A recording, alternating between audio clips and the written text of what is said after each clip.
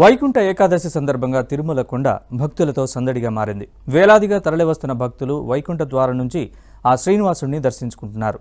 ఇక వైకుంఠ ఏకాదశిని పురస్కరించుకొని స్వర్ణ రథోత్సవ సేవ అంగరంగ వైభవంగా జరిగింది.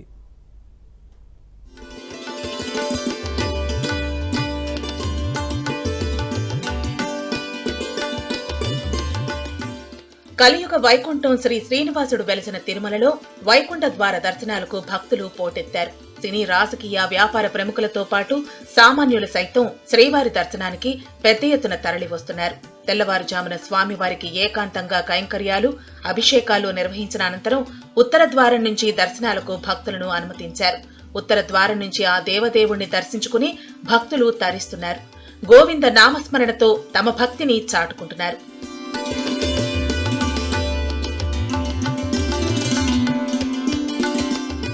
శుక్రవారం కావటంతో శ్రీవారికి ఏకాంతంగా అభిషేకం నిర్వహించారు.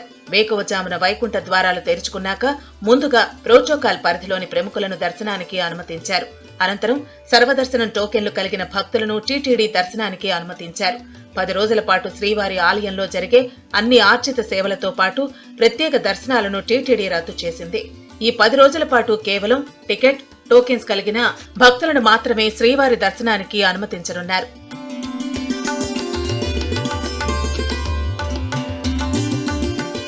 వైకుంఠ ఏకాదశిని పురస్కరించుకుని స్వర్ణ రథోత్సవ సేవ అంగరంగ వైభవంగా జరిగింది. శ్రీదేవి భూదేవి సమేత మలయప్ప స్వామి స్వర్ణ రథంపై ఆలయ తిరువీధుల్లో ఊరేగుతూ భక్తులను కనువిందు చేశారు. స్వామివారికి ఎన్ని రకాల వాహనాలున్నా స్వర్ణ రథానికి ఉన్న ప్రత్యేకత వేరు. నిలువెత్తు బంగారాన్ని రథంగా మార్చి అందులో స్వామి అమ్మవార్లను కొలువు తీర్చి 4 మాడవీధుల్లో ఊరేగిస్తారు.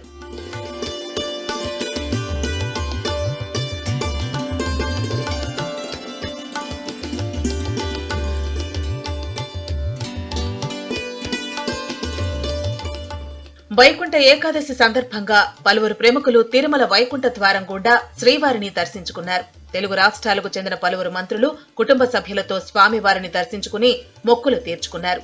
కేంద్ర మంత్రి Rammohan Naidu, Haryana governor Bandaru Dattatreya, AP speaker Chintakayala Ayyanna Patrudu, deputy speaker Raghurama Krishna Raju, Telangana assembly speaker Gaddam Prasad Kumar, AP మంత్రులు అనిత, కొలుసు పార్థసారథి, నిమ్మల, సవిత, తెలంగాణ పొన్నం ప్రభాకర్ వీఐపీ బ్రేక్ ప్రారంభ దర్శన సమయంలో స్వామివారిని దర్శించుకున్నారు. ఈ సందర్భంగా వారికి ఆలయ పండితులు ఆశీర్వచనాలు పలికి పట్టు వస్త్రాలతో సత్కరించారు.